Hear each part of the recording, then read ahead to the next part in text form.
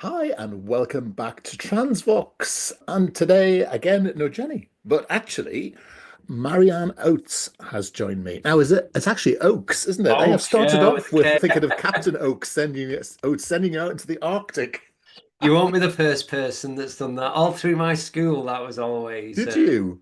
So if you yeah. say I'm going to pop up for some time, we can all do the snidey laughing. But I may be gone a while. that's the one, yeah. Marianne, lovely to meet you. And actually, I think we've met before in the past, but I can't think why. But nice to It, see you today.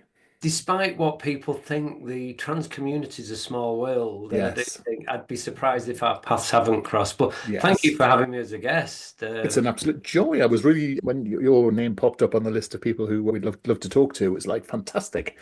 You are somewhat famous in the community, so it's lovely to meet an icon. As someone once said to me, a trans elder. That I have to say, slightly humbled by that notion, but yeah, I do my work and keep my head down and say my piece on Twitter. So you've stayed on X, have you? Stayed on Twitter, have you?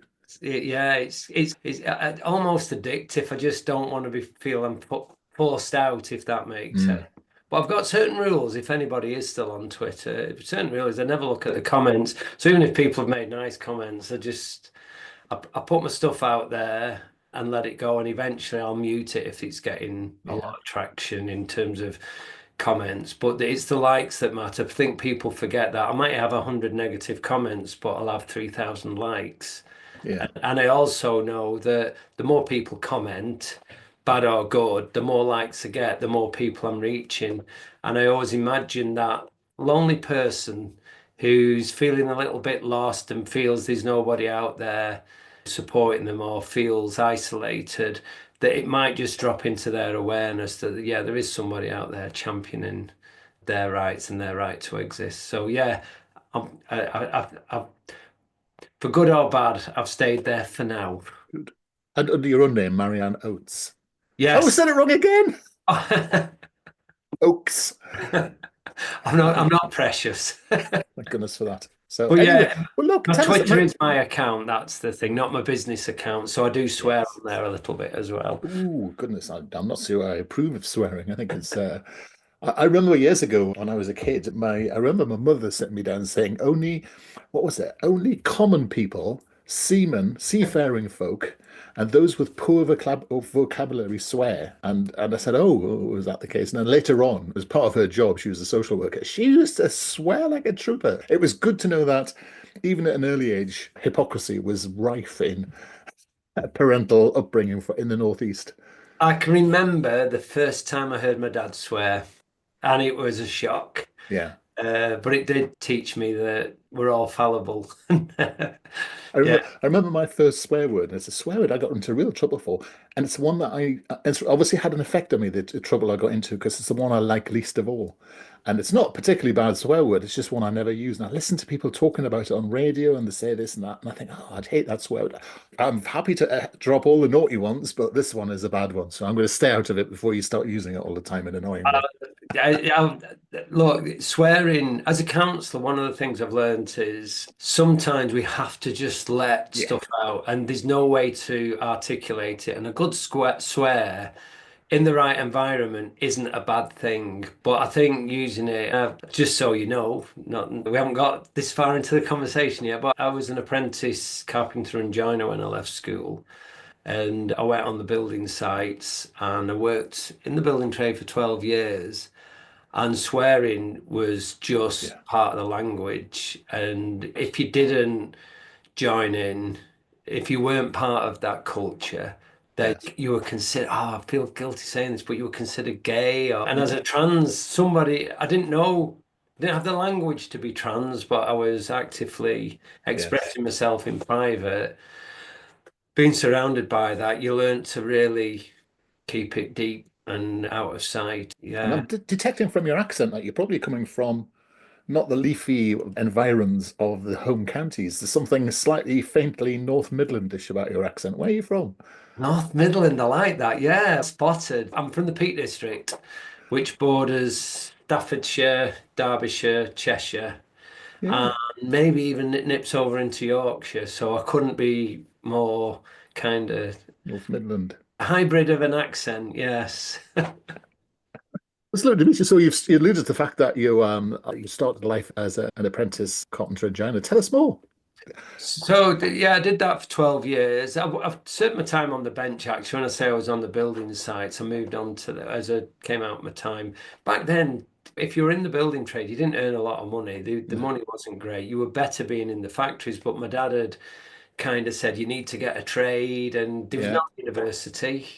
You need to get a trade. He didn't want me going into the factory he worked in, so apprenticeship was the way that I went. And then I moved on to the building sites because there was more money to be earned there. Mm. I've got to caveat this. I met Vicky, my wife, when we were 15, which is Wow. pretty well documented if anybody's listened to any of the Of course. other podcasts and blogs I've written and that kind of thing. But yeah, we met at 15. And by 19, we were planning on getting married. We'd bought a house and I was doing it up and refurbing it. And so I told her I didn't tell her I was trans. I told her that I liked to be a girl Ah, okay. because I didn't have the language and Yeah. I feel slightly guilty because I didn't want to use the word transvestite because I felt it came with a lot of connotations and I didn't want to Yeah. use cross-dresser because it didn't feel like that. So even then there was lots of questions.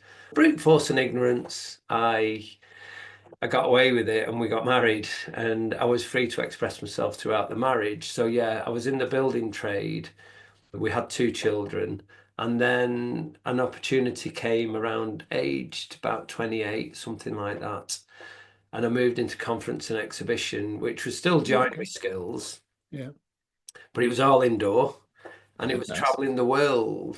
Ooh. And I did that for 10 years or so. And then I decided I needed to express my femininity more. So it was a growing process. Yes. Bills And and bills. I thought, what would be a good idea is if I set up my own business. That was slightly misguided in terms of you do not get more time when you run your own business, you get less time. And Mm. then the responsibility that, God, if I come out as trans, this was in 2001. If I come out as trans, I may lose business. And then I ended up employing probably 30 people direct, but Wow. probably another 20 people as subcontractors. And then all these other businesses that relied on my business to feed them work. So actually, it worked against me. But it did, as it became more successful, then I was able to find time and it gave me a financial grounding. As we know, being trans can be expensive, and it gave me a financial grounding to be able to, I don't know, transition in the end. Uh, Yeah. so It's yeah, it's a it's a tricky thing, isn't it? If you're thinking of that path in today's world, isn't it? Because there's an attraction, isn't it, to being your own boss.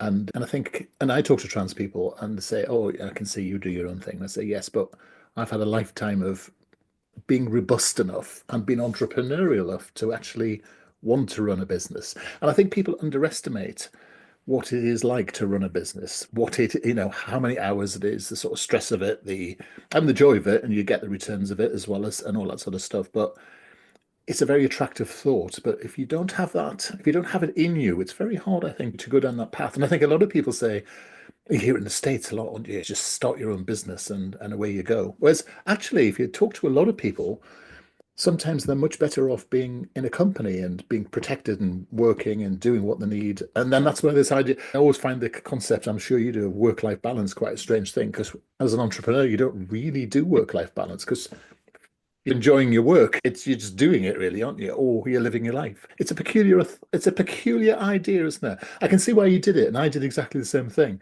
But I don't know if it's as simple today. I don't know. What do you think? I don't know if it's, I don't know how hard it is today, but I think it's a little bit like you mentioning that word, being entrepreneurial. You either are an entrepreneur or you're Yeah. not.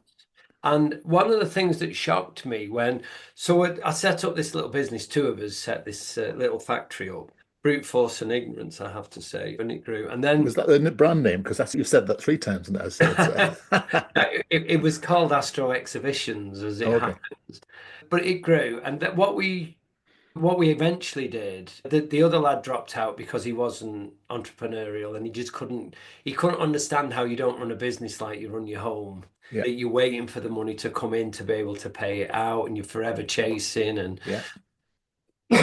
so he dropped out. And then my old company asked me to go in and take over their Ah, contracting. yeah. So we went from this little half a dozen of us to me running 20 people, and then we Mm, grew it and grew it, and it was really successful for most of the time. But you're right. I think when I first started it, somebody said to me, "Why have you done this?" And mm, everybody's saying, "You don't want to do this." And I just had this idea that everybody wanted to do it. I never thought that it yeah, wasn't for everybody.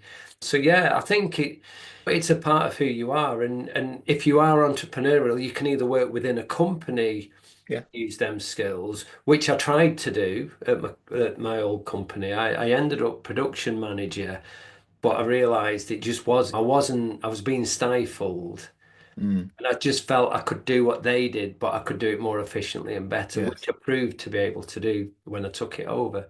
But the And it's truth, fascinating. It's fascinating, isn't it? Because that sort of freedom mindset. I always think in my life, I've traded a lot of revenue for freedom, and it's that idea of being able to. And I think you can see the sort of Venn diagram with the trans experience, isn't it? This idea of being yourself and not being constrained so much is. You can see why a lot of people in our world do think they could be entrepreneurs, but there's a very big difference between being an influencer and an entrepreneur because one implies the sort of a different sort of structural element to it. But yes, yeah. I know it, it's something that guided me. When I worked in exhibitions, if people don't understand contracting as an exhibit in doing exhibitions, you have a massive structure to build in a very short space of time, and the mm, orders come in late because you get all these very arty, creative people can't decide on the graphics and the wall sizes.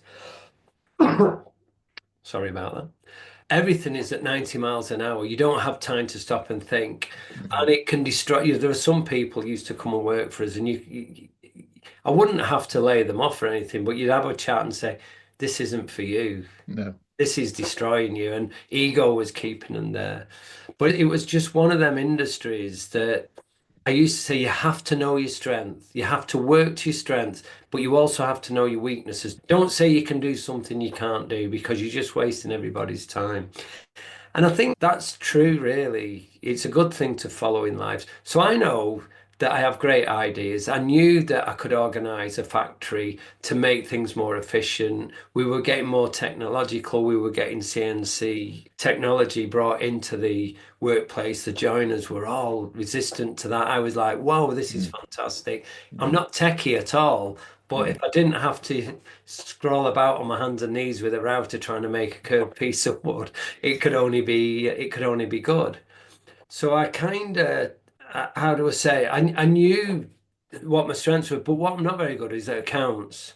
mm, I'm not I can sell myself and I can sell my business, but I can't sell each individual product. My attention to detail just isn't that good.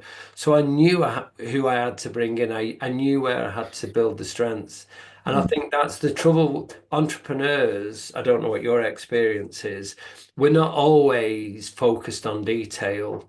We're focused on the big picture, and that Yes. in itself is a skill. So yeah, working to your strengths is really important and knowing what your weaknesses are. But I think you've also said something. Sorry, that came across in a funny. So I actually think you said something interesting. No, you've also said something interesting, which is this ability to have honest conversations. And I think it's interesting working in a workplace and in many different workplaces, going in and out of organizations. The capacity for honesty in organizations has really not disappeared, but it seems to have been compromised. And there's a sort of I have very strong views what the problem is with this. I shan't trouble you with them now. But it is that thing about you need to encourage yourself if you're at work to have those conversations because there is a need for honesty in the workplace. And I think that's really important. And I do think we've lost that capacity a little bit. I don't know what you think about that. It's difficult for me to say because I'm not. So the business we closed down in 2017, Brexit had a negative effect, Oh, of course. I was transitioning, and I Yeah. got by that time my mind had gone elsewhere. So I've not worked.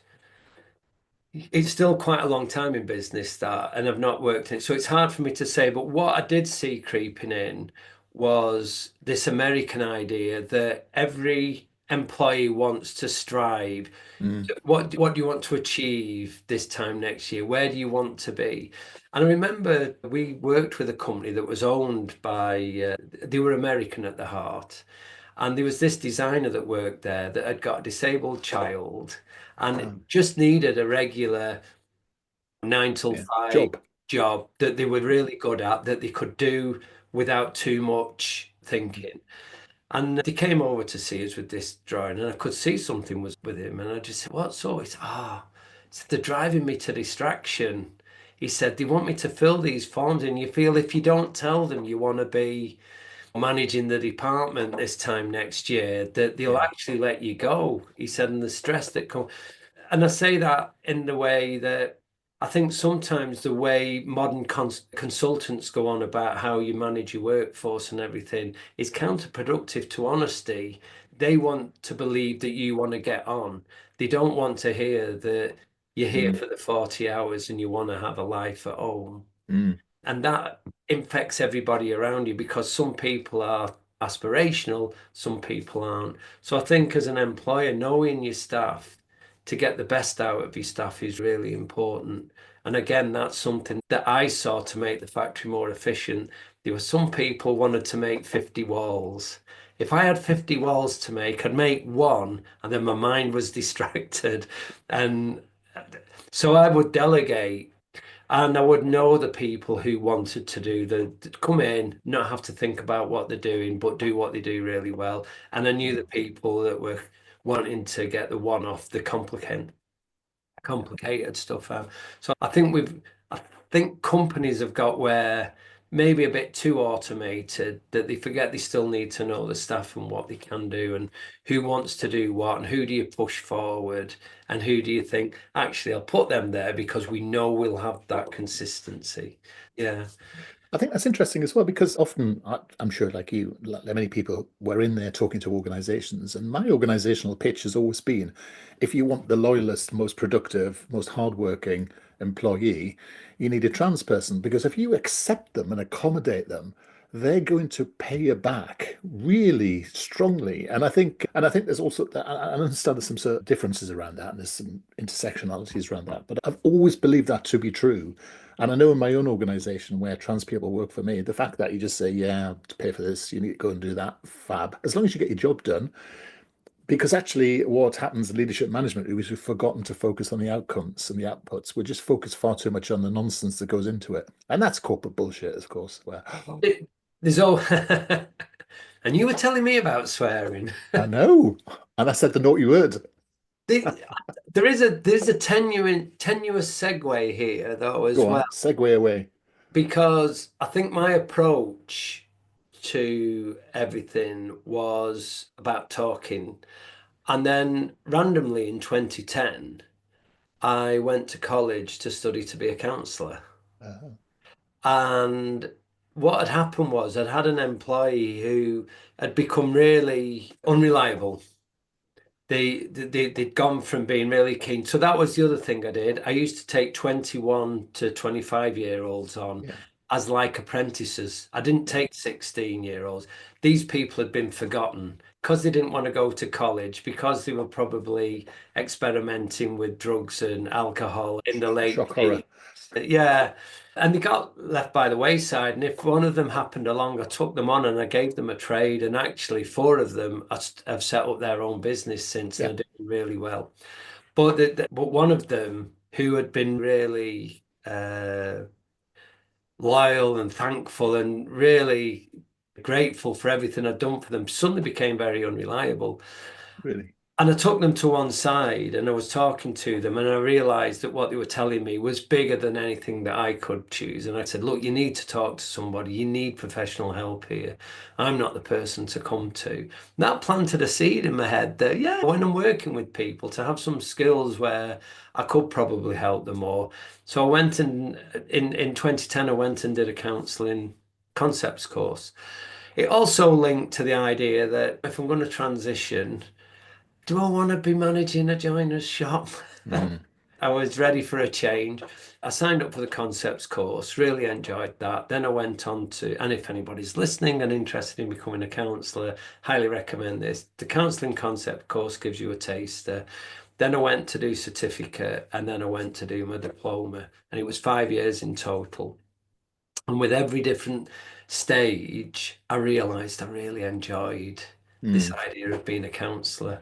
And it just so happened that I qualified in 2015.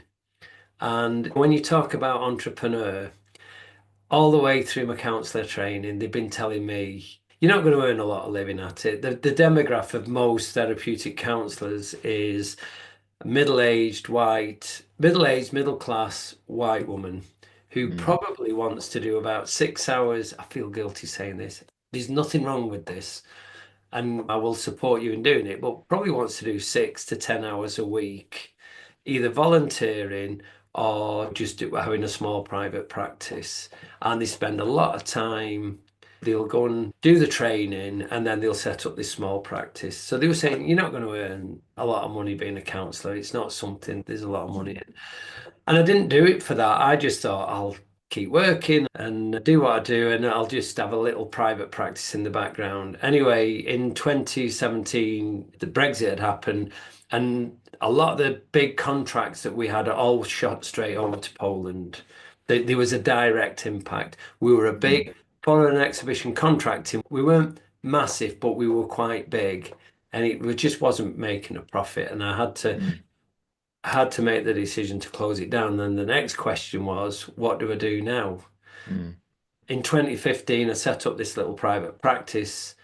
GenderGP saw my advert, scooped me up straight away, and asked me, would I develop the therapeutic side of the business? And that's how I saw a massive potential there then. So I became an entrepreneur within that organization. We grew it to where we had probably 15 counselors working there. There was roughly 400 new patients a month at the end signing up, and we used to do all the information gathering session and everything for them. So I was really proud of what we achieved there, but it also meant as we shut the factory down, I just went full time doing that. Yeah, it's interesting, isn't it, though, that there was no master plan, but mm. I think entrepreneurial skills just mean that you naturally gravitate to whatever you're Yes. doing and being You able, find an opportunity. yeah.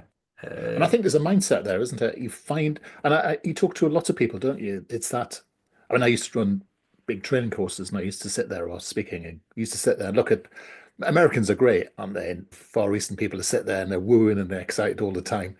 And the Brits sit there with their arms crossed going, go on, impress me. But the point is that people go to the places and say, "Oh, I didn't like that." And I used to say you need to find what's good about it. And I think entrepreneurs find the opportunity in any situation. You can find an opportunity, and I'm not talking in a sort of horrible American salesy sort of way like you were talking about earlier. I think it's a mindset to be able to say, yeah, and a lot of it's about the lack of accountability because you're sitting there in your house and you're down and there's all this. And there is an accountability to be able to say, a lot of this is to do with me. And now I know it's to do with me. Now I can learn and now I can move forward. And that is a learn, you can learn that process. That's called resilience, which is, I spend a lot of my time doing.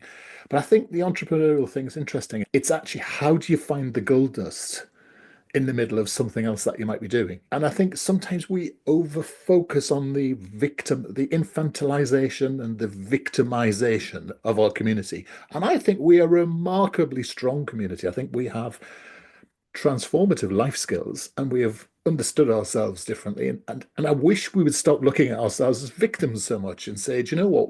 If we get together and align although we're in difficult circumstances, I think there's a huge amount of power and creativity to bring to the situation. Yourself, Bobby Pickard, there's some real noted trans people out there who really need to um, be seen as people who inspire rather than sitting yeah, down and listening and victimizing ourselves. I do think we have maybe that's the job of us trans elders, maybe to be saying that sort of stuff because you're proving there, aren't you, that you find the opportunity in the midst of what could for other people be seen as, oh, woe is me, it's Brexit, my company's gone, this is gone, blah, blah, blah, blah, my head's all over the place.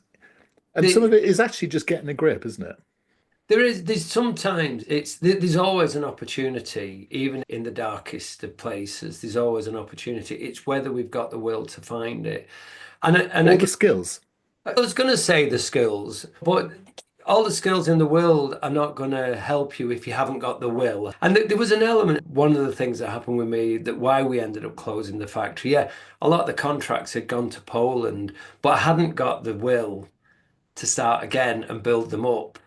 It would have meant taking on more finance, locking myself in. So I'd lost the will to look at the business Mm, and find the way through. And then people can judge me for that. But I had to be honest with myself here, where I was on hormone treatment. I was actually socially transitioned. There was a little part of my life.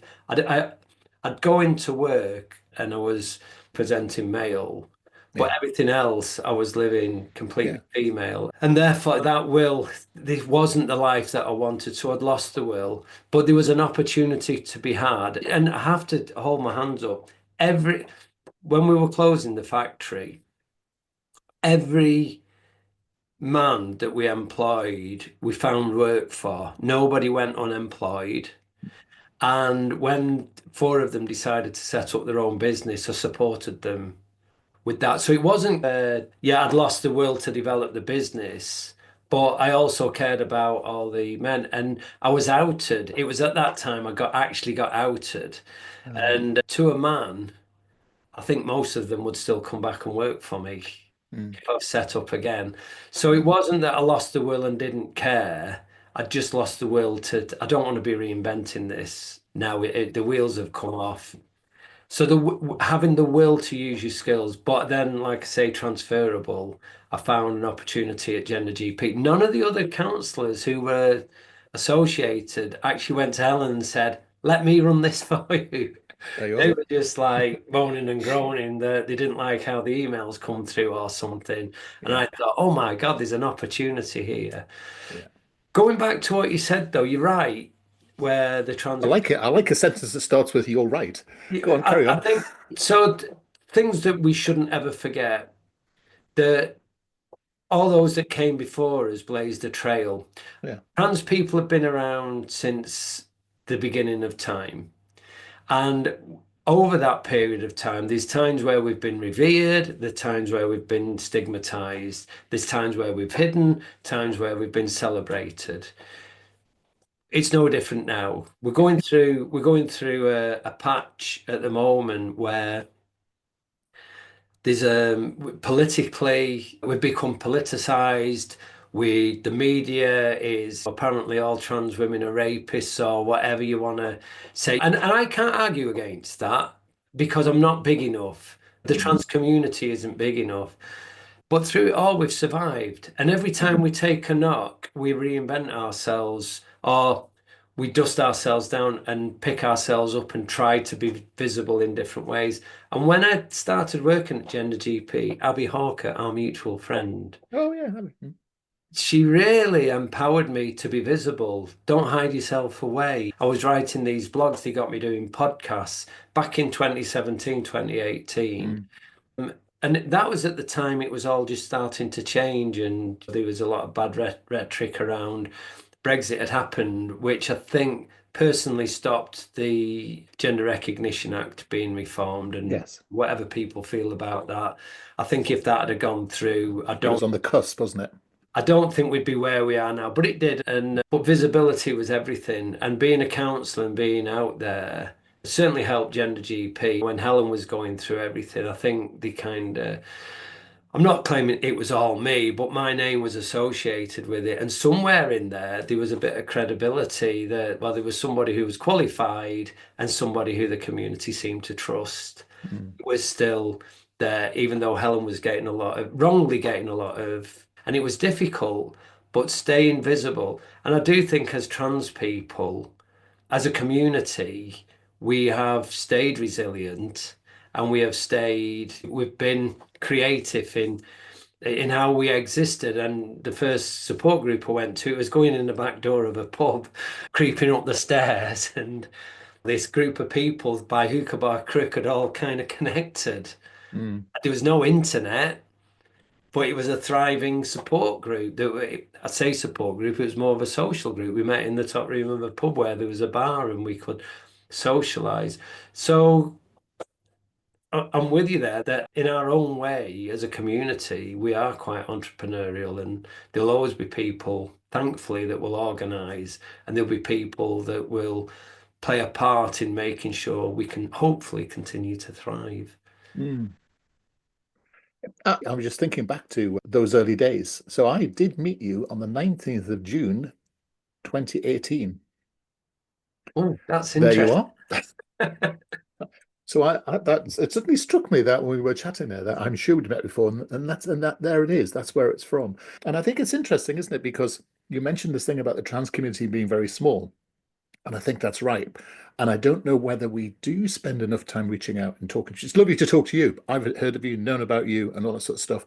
I get a sense that there's few too many silos. I'm a member of quite a lot of groups and such, but again, you don't get the sense that all these little silos, these bubbles, ever get the chance to meet up and talk. And I think we're bound by what makes us strong, which is what you said earlier, really interestingly enough. But we stay away from each other because perhaps, I don't know, there's a fear of the weakness side of it. Don't know.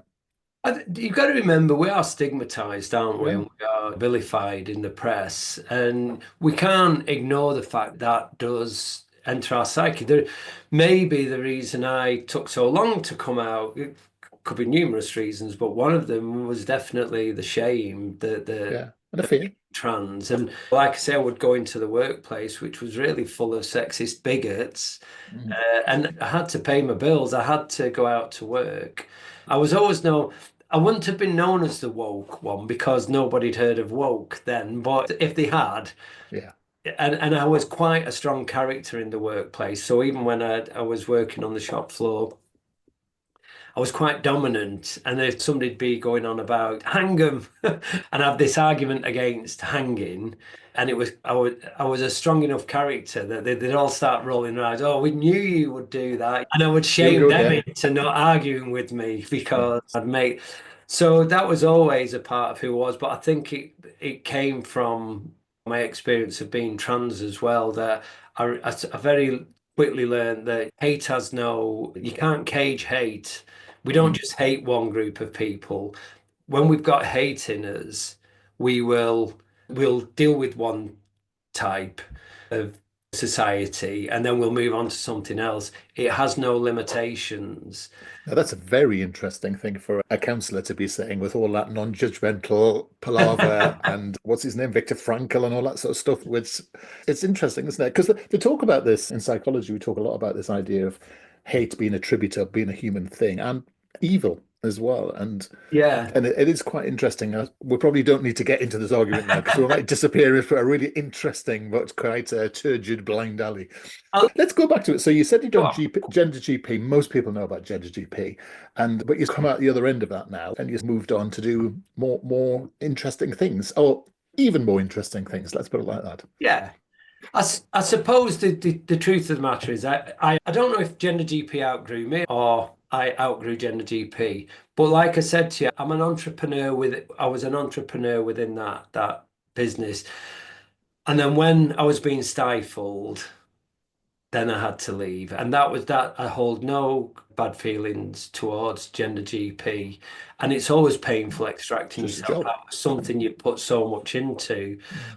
But that's life. And so I came out of that, and it just so happened that two people who I knew, one of them had worked at Gender GP, and one of them, I'd done a podcast with years before, heard that I was leaving, and they'd decided to set up their own transgender healthcare provider. Slightly different, a different business model to Gender GP, but the same medical model, for want Yeah. of a better description. A model of care which is based on informed consent. It suited me down to the ground. I'm a big advocate of that. We can talk about that more in a minute. But I and they said, "Would you help us?" And I went on board to help them. I didn't. I'm 62 now. and I didn't want to get involved in being part of another business. So what I said was, I'll help you, but I've got to work on my own private work as well. I've always kept private practice, Mm. but for two reasons. At GenderGP, when we set off, with the best will in the world, we were always a moment away from being closed down. If Helen had given up and thought, I don't need all of this, which she doesn't, people forget that about Helen. Helen didn't It's need remarkable. any of what she took on board.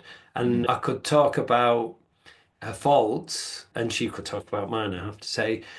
But she stuck through this through thick and thin. But there was always that edge that if she had enough, she'd walk away. She could walk away. So I always kept a private practice because I need an income. So I worked on the both. I worked on Anne Health, which is what Lizzie and Susie had set up.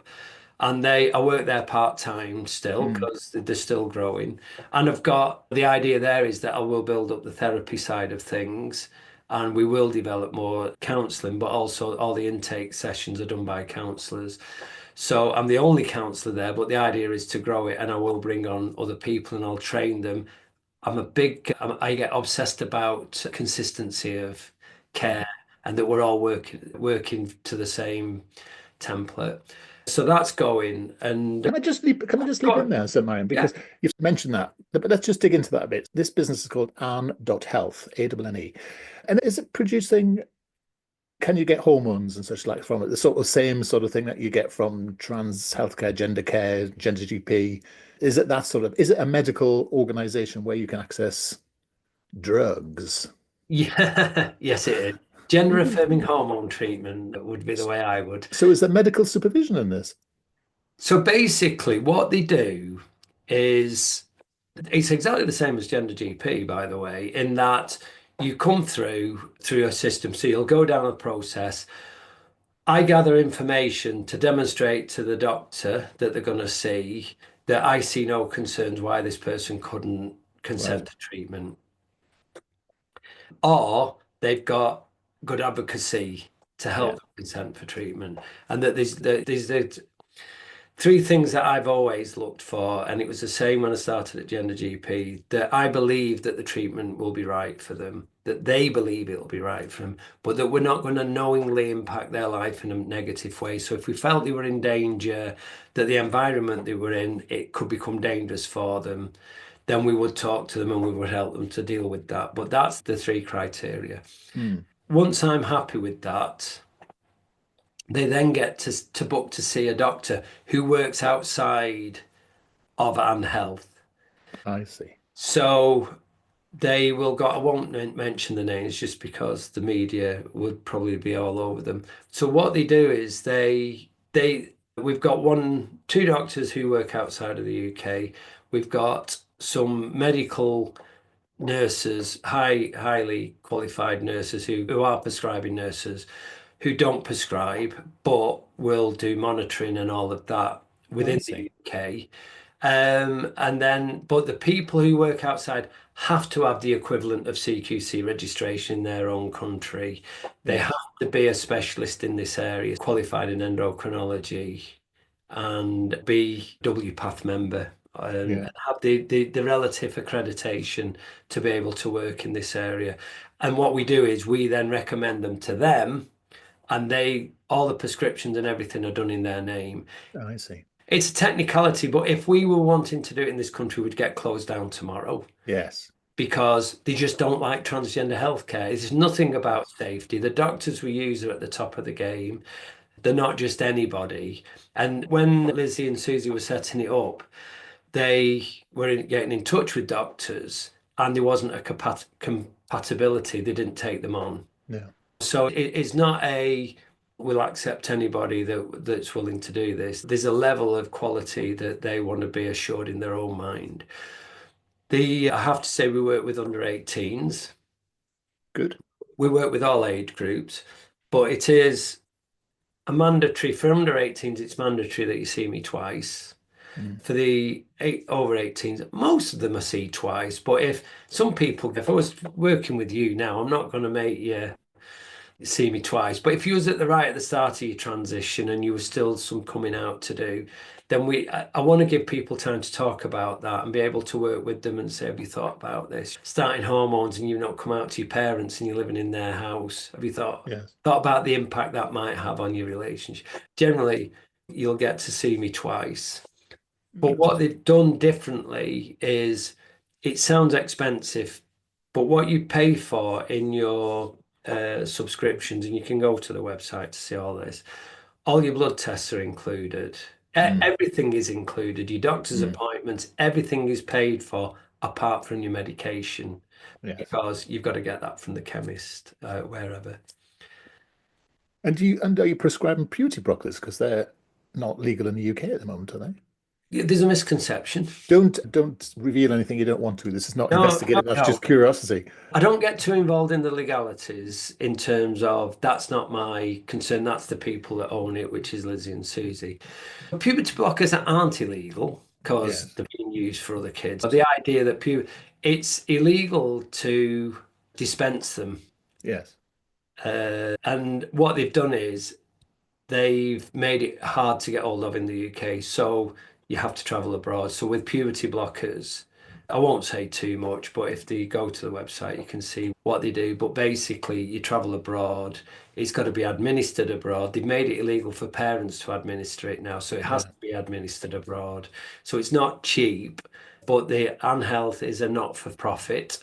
So the more subscribers they get, they will then start helping people where it's not quite so affordable. But they've set a standard of quality of care that is reflected in what those that can afford it will pay. But as Yes. they go and they start to turn a profit, then that profit's going to be reinvested back in helping those less fortunate. Um, So if you want more information, you need to pop over to ann.health, which is interesting. I know we've been gabbing away for ages. We've hardly scratched the surface. We'll have to do a part two if this is all right with you. But if people want to get hold of you on your own business, isn't that evolveonlinecounselling.co.uk? yes, Evolve Online Counselling, I set up when I started at GenderGP.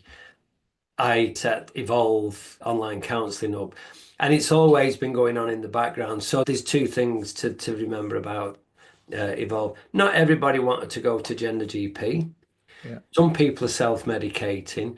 Some people are at the very start, don't know anything about transgender healthcare or even whether they want hormones or not. So I've always had that side, that going to a lesser degree, but now it represents half my income. So if anybody, any of the listeners are listening and you want to just come and have a talk about transgender healthcare, or you want to explore whether it's even right for you to consider medically transitioning, anything, you can come and see me. I do surgery referrals and I'm doing a podcast series at the moment talking to some of the most prominent surgeons in the country Mm. because I have a belief, and hopefully today, us having this conversation, people get to know me a little bit better. Yeah. And every time I do a podcast, they learn a bit more about me, and I learn a bit more about myself. So you can do that. I can do passport letters, things like that. But counselling is first and foremost. It can all be done online, although, as you can see here, I've got a therapy room. Mm. I didn't know So, if that was a real picture or was that no, this is my your therapy room. background. Yeah. Very good. I like the Um, brick. It's really nice. The the stone brick. wall, yeah, stone wall. That was built in the 1700s, so I couldn't Oh, see. throw over that. I So was I'm going to say that's not one of those walls you knocked up as your on your exhibition company. no, I'm actually in my garage, believe it or not. Oh, of Like course. converted part of my garage. So yeah, you can come and see me face to face. Some people do. They'll travel. I've had people travel from all over the place to see me face to face for the initial session, and then they'll work online. I've worked with people all over the world. There's a lot of controversy about how if whether I'm registered to work with somebody in a certain state in America. Yes. But what I do say at the start is, look, I don't know, if you'll be able to sue me if I do anything that's unethical or whatever. But if Mm. I'm the right person for you, I'm willing to talk to you if you're willing to talk. And if at any stage you feel it's getting testing, then we can bring it to a close. I'm open and upfront about that. Yeah. But as a counsellor, 80% of therapy is finding the right person. Yeah. So why would I reject somebody who just doesn't happen to live in the UK if they want to come and see me. Yeah, I've worked with people across Europe, in the States in particular. It's interesting how doing therapy online means you've got people can search from wherever they are as long as they can speak English. Because I'm, as you can see, my accent doesn't help me to. I was going to say, you've got a foreign accent already.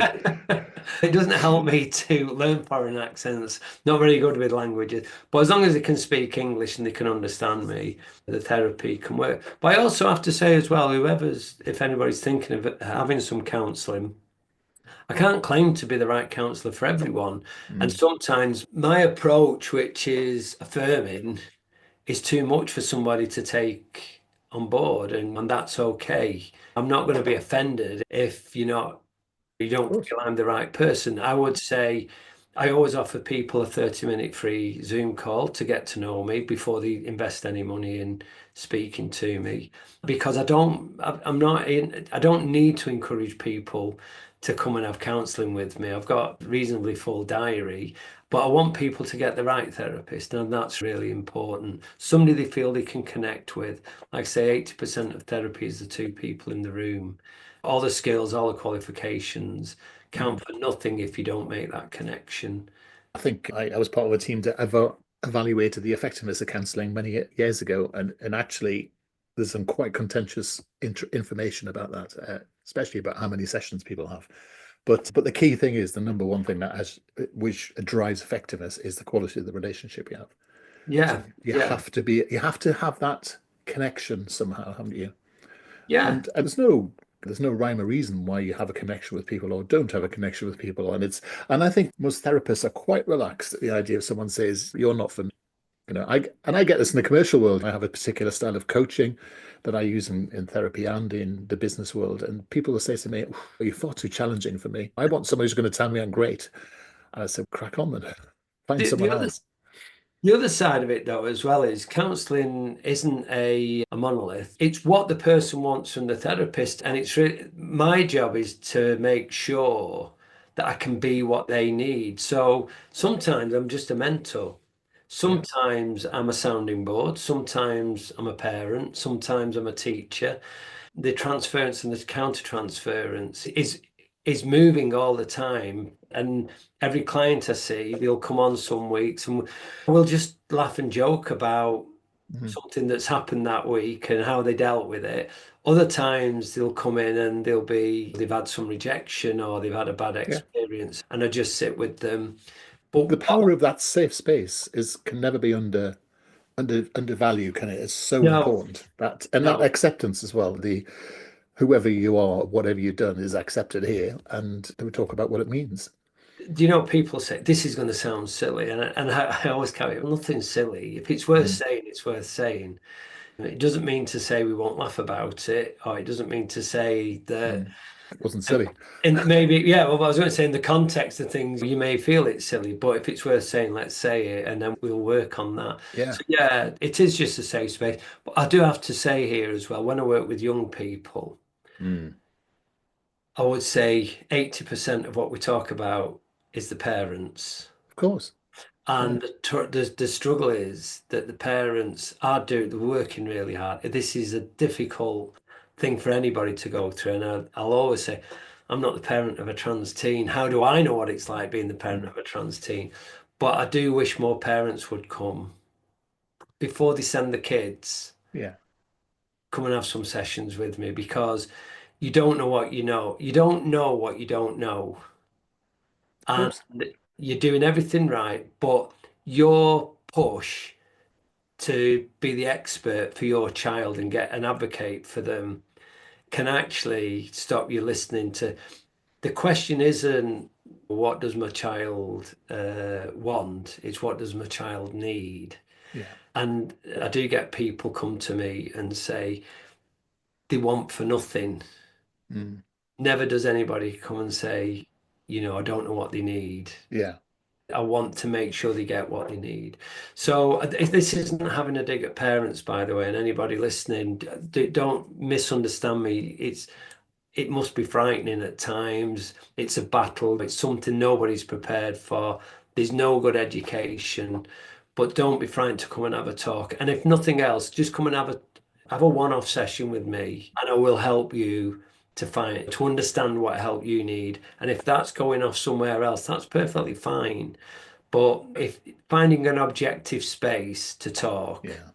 is really important, and that's one thing I'd like to think is objective. I have firm views on lots of things, and I'm sure we could disagree on aspects of things. That doesn't mean to say I don't try to understand your point of Hmm. view, but if somebody Of comes course. in with a really strict criteria about what it is to be trans, I'm not there to argue the toss with them. I'll challenge them so Hmm. that they can understand how that might look to somebody else. I had one girl say to me once, "I can't transition unless I'm going to be a beautiful woman." Ah. And I just said, "Have you thought if you were in a room of 10 women now, how that would sound Hmm. and how that would make them feel?" Hmm. They were a little bit shocked. Anyway, I worked with them probably 10, 12 sessions. I'll never forget at the last session, they said, "Do you know when you challenged me on that, I'd never stopped to think about what I was saying." And they said, "Now I'd be happy to be the ugliest woman in the room. As long as Hmm. people see me as a woman, it doesn't matter. That's right. That's the key, That's isn't it? all I want is to have my gender identity acknowledged." Yeah. So yeah, just I will challenge, but I'm not going to say you're wrong, and I'm not going to say you shouldn't think like that. But I'll challenge because that's part of being in counselling is to have It's yourself. part of learning, and part of learning is reflection, isn't it? And you Yeah, can't learn before reflection. And I think part of the problem, part of the issue with a lot of people is that it's that balancing between reflection and provocation, because sometimes you do have to learn something. Sometimes it is important to ask that question, because that question in itself is a way of someone learning for themselves, isn't it? And that's what's really important. I'm just going to quickly flip back to where we were earlier when we were talking about the trans community, weren't we? Hmm. And it's very fragmented, the trans It is. community. Got lots of different, I was going to say leaders, I don't know if the leaders, influencers or whatever. Yeah. And they start throwing out statements like that's true for everybody. Yeah. Uh, It's not, is it? I get people who will say to me, "Oh, I would never, you don't want to go to GenderGP, or you don't want to go to Unhealth, or you don't want to go to GenderCare, wherever they've gone for their trans healthcare. The way I did it is the only way. You've got to do it on Yeah. the NHS. You've got to do it. There's no fixed way. There's no right way. There's only there's only what's right for the individual. So I Yeah. would never advocate everybody come to Anne Health. That's not, I know Anne Health won't be right for everybody. I know I won't be right for everybody as a counsellor. But what I would say is educate yourself about trans healthcare. What are the different models of care? Who delivers what? Yeah. And do you feel that would be right for you? So that's really important to understand that there the trans community can actually be quite judgmental. You think? There's only one way of being trans, apparently, and Yeah. that's somebody else's way and not our way. So Yeah. when they come into therapy with me, it's to help them to be them Yeah. and be the kind of woman or the kind of man or the non-binary or gender fluid or whatever, and that's okay. Mm. And there are people who've come to me who believe they can't be trans if they don't want to medically transition, and I'll say, "Are you questioning your gender identity?" Yeah. Then probably to some degree you are trans, but then when you learn about their living situation, their careers, they've got young That's it. children, they want to be able to manage their dysphoria, but they Mm. can't just enter, they can't afford probably healthcare. They're not in a position to go through it. So you help them to understand what they can do to manage their gender dysphoria. So that it's not a one outcome, but we don't help ourselves by trying to believe that what we did was the right way. We need more objectivity and help people to find what's right for them, I think. Yeah. Is, I'm going to say we have to bring part one to a close, if that's okay with you, because I'm blessed with the. Anyway, I'm not going to go there, but it's okay. it's been an absolute joy to talk to you today. Please come back. Would you promise you to do that? Oh, of course I will, yes. And when I'm ready to do the third series of Bridging Identities, you must come and be a guest on my. Oh, can you imagine? There's going to be some sparks. It will be good to be on the opposite side of this. So, yeah, thank you for having me as a guest. Pleasure. Thank you, Marianne Oakes, for joining us today. And you can get hold of Marianne at evolveonlinecounselling.co.uk, or at ann.health. I will drop the links into the show notes. And great, it's been an absolute joy. Please come again, and I'll speak soon. Oh, you take care.